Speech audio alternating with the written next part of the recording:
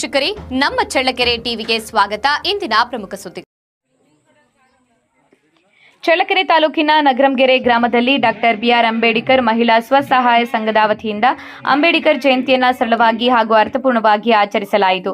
ಕಾರ್ಯಕ್ರಮದಲ್ಲಿ ಮಹಿಳಾ ಸ್ವಸಹಾಯ ಸಂಘದ ಅಧ್ಯಕ್ಷೆ ಲಕ್ಷ್ಮೀದೇವಿ, ಉಪಾಧ್ಯಕ್ಷೆ ಶಿವಮ್ಮ ಹಾಗೂ ಸದಸ್ಯರಾದ ಸುಚಿತ್ರಾ, ರೇಣುಕಮ್ಮ, ಹನುಮಕ್ಕ, ತಿಪ್ಪಕ್ಕ, ವಿಶಾಲಾಕ್ಷಿ, ಕಾವ್ಯ, ನೇತ್ರಮ್ಮ, ಲತಾ, ಲಾವಣ್ಯ, ಸಂಗೀತ ಸೇರಿದಂತೆ ಅನೇಕರು ಭಾಗವಹಿಸಿದ್ರು.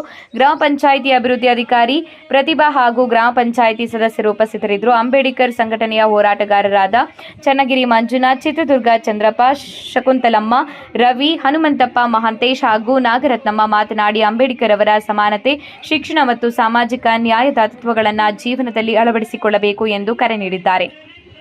ಇದೇ ವೇಳೆ ರೇಣುಕಾಪುರದ ಪ್ರದೀಪ್ ಹಾಗೂ ಗಾಯಕ ಮುತ್ತುರಾಜ್ ಕಾರ್ಯಕ್ರಮಕ್ಕೆ ವಿಶೇಷ ಮೆರುಗು ನೀಡಿದ್ರು. ಅಂಬೇಡ್ಕರ್ ಯುವಕರ ಬಳಗದ ಸದಸ್ಯರು ಸಹ ಸಕ್ರಿಯವಾಗಿ ಭಾಗವಹಿಸಿ ಕಾರ್ಯಕ್ರಮದ ಯಶಸ್ವಿಗೆ ಕೈಜೋಡಿಸಿದ್ದಾರೆ. ಕಾರ್ಯಕ್ರಮದಲ್ಲಿ ಅಂಬೇಡ್ಕರ್ ಅವರ ಚಿಂತನೆಗಳು ಹಾಗೂ ಸಮಾಜದ ಮೇಲಿನ ಅವರ ಕೊಡುಗೆಗಳನ್ನು ಸ್ಮರಿಸಲಾಯಿತು.